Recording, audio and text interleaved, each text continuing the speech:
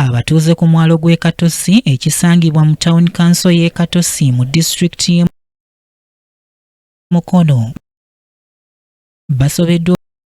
oluvannyuma lw'okukungaana okukwasibwa ekidyeri ekyokubayambako mu by'entambula okufundikira ng'abakulembeze babeetondedde nga kino bwe kibadde tekigenda kusobola kutuuka olw'ekifo kino we kirina okusimba okutegeeza nga bwe kitatuukagana na mutindo. Bino okubaawo abakulembeze ba disitulikiti y'e Mukono nga bali wamu n'abakungu okuva mu minisitule y'ebyentambula basoose kwevumba kafubo akatakkiriziddwamu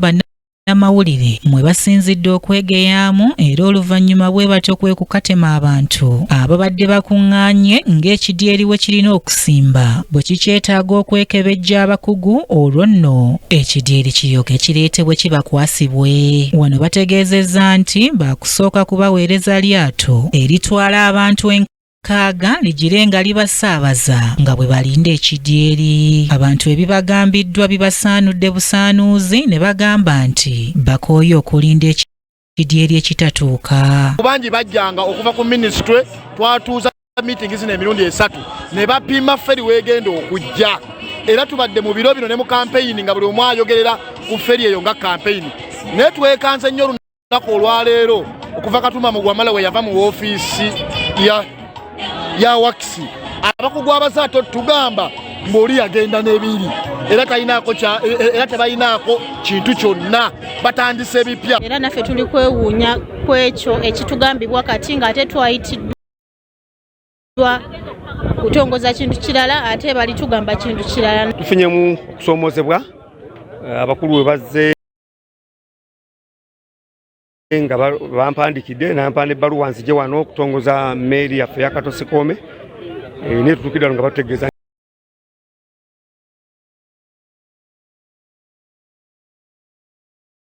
nti ate tebeetegese. Kitukoze bubi nnyo n'abantu be twatutegeeza amawulire nti bajje be twakunze kitunafuyamu era nja kusaba minisitule ya wakisi yeetereeze. Tutemwebakira ku mulimu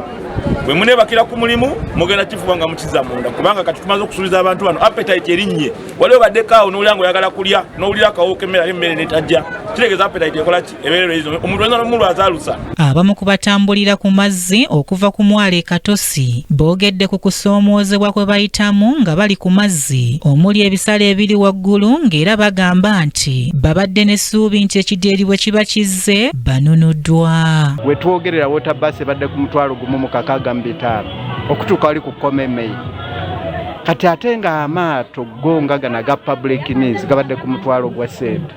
ebyenfuna byakendeera. Ababaka ba Parliament abatwala ekitundu kino okuli Sheila Amaniyo omubaka omukyalo wa disitulikiti y'e Mukono bagambye nti ebyentambula y'oku mazzi bwe binaaba bireeteddwa ebintu bingi ebijja okukyuka omuli ebyobulamu ebyenfuna n'ebirala era nga Amaniyo akubiriza abantu b'e Katosi okubeera abagumiikiriza ng'abasuubiza nti bwakukola ekisoboka okulaba ng'ekisuubizo kino kiteekebwa mu nkola. Ministry of Works mwatusuubiza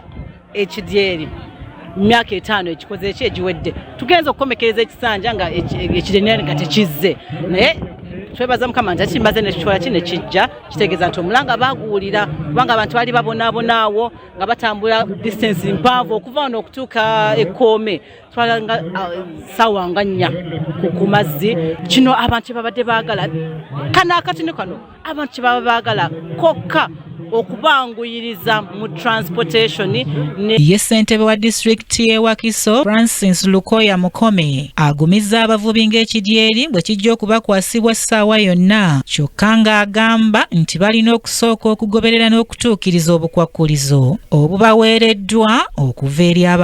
eri abakugu. Tugenda okukakasa obukiiko obulala obw'enjawulo tulabe nti envuba eterera bulungi. Pulezidenti njala kwongera kumwebaza yakkiriza ennyanja agituddize nga bubi